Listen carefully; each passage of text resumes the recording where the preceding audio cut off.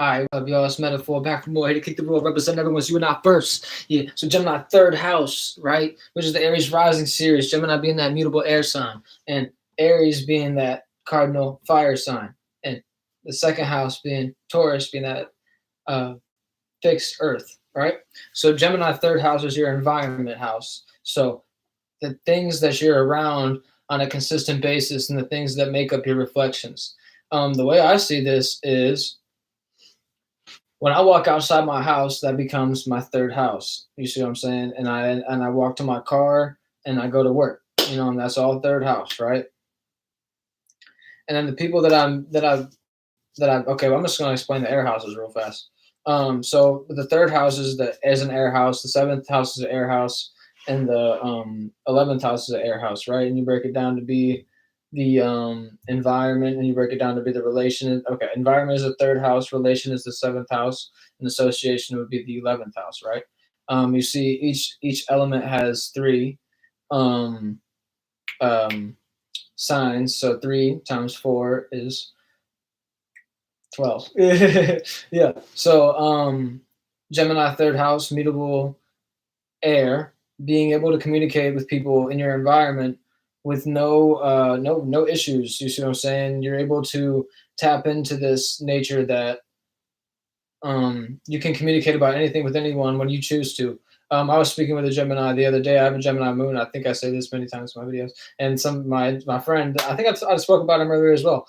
He has a Gemini sun. We were talking about it's literally like a switch. Does Gemini want to talk to you? Just turn on a switch like that. It's literally like, oh, okay, let's actually have a communication. I mean, have a good conversation with this person. I'm gonna put in the effort because this person is showing me effort as well. So Gemini the truth. Gemini is the truth. You see what I'm saying? Every sign has its good and bad to them, and of course, every sign is going to have its good and bad individuals from each and every perspective. But from their perspective, you may be the same way. You see, it's like you got to look at it. What do they say? Beauty's in the eye of the beholder. So it's like if I'm actually a Gemini, and I'm walking out and all y'all talking shit, and be like, damn, I mean, maybe this motherfucker ain't shit too. So, and then everybody else walking around talking about Gemini and be like, oh, well, he ain't shit. But you don't look at it from this individual's perspective. But you see, if people just ain't shit, this is a whole nother thing. A lot of motherfuckers just lost. So, yeah. But yeah, so okay, this actually kind of go into what Gemini's thing is. So it's like Gemini want to talk to everybody about everything and give everybody the exact truth of everything that they know. They want to give you all the ideas about every perspective, and they're curious about what you think about their perspective and what the perspective was before you even spoke about it. See, Gemini do that. Gemini do that. So their seventh house is Libra, and okay, Aries first house, their third house is Gemini, their seventh house is Libra, and their 11th house is Aquarius, right? So their associations are always going to be. Oh yeah, okay, let me just stick on the third house. Talk about the 11th house when we get to it. It is fun to skip around and things of that nature, but sticking to the task is important. That's one of Gemini's issues. So focus, right? This third house, you gotta, like I said, it's this switch. So you focus on what you want to focus on, which would be your goals and the things that you want to move forward with. So you choose to have the communications that happen to be mutable like this, right? It's like you may not agree with everything this person is saying, but there's certain wisdom that they can impart to you that you haven't been aware of. This is where Gemini comes in, and they're able to give this message. They're the messenger.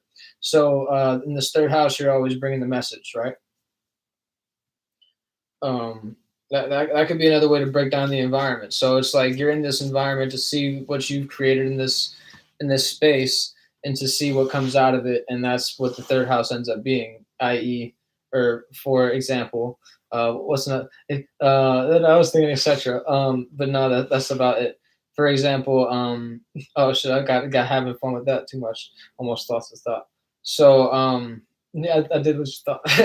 But yeah, this, like I said, this Gemini third house would be yeah. So you're able to turn this switch and be able to focus on what you need to focus on, and when you move forward with it, you have no issue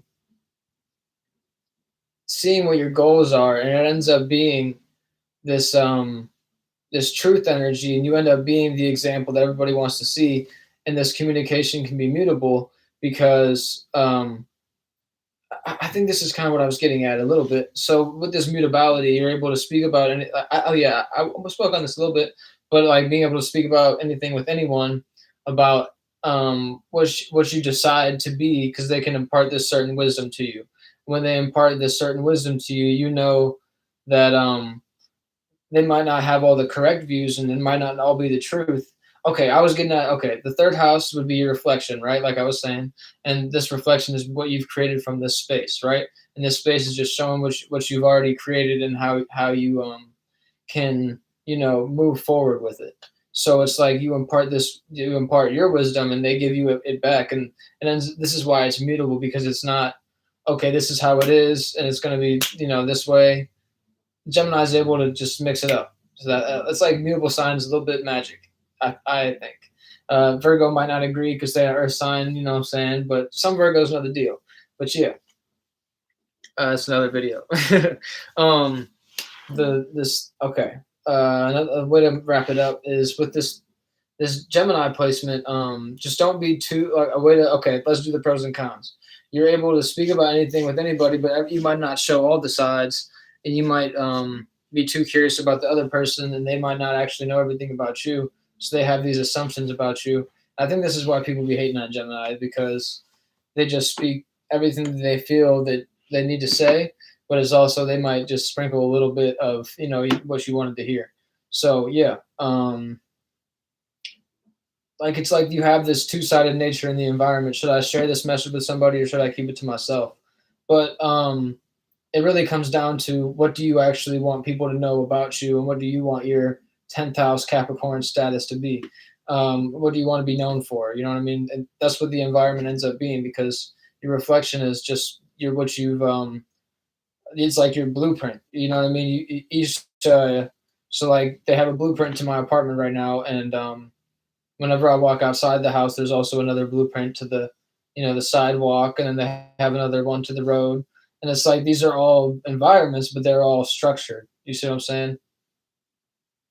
Um, I want to catch what that thought was, but I'm gonna rewatch my video and I'm gonna hit it back up. But yeah, enjoy your moments. Have a good one. Keep everything um, to the point that you want it to be. Everyone, you and I verse out.